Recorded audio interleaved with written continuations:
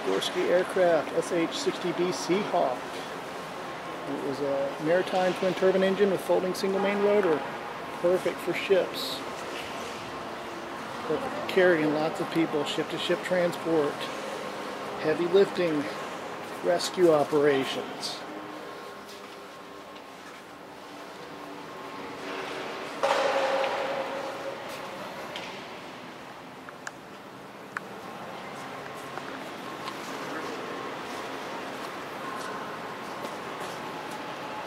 Range about 6 hours, 133 knots.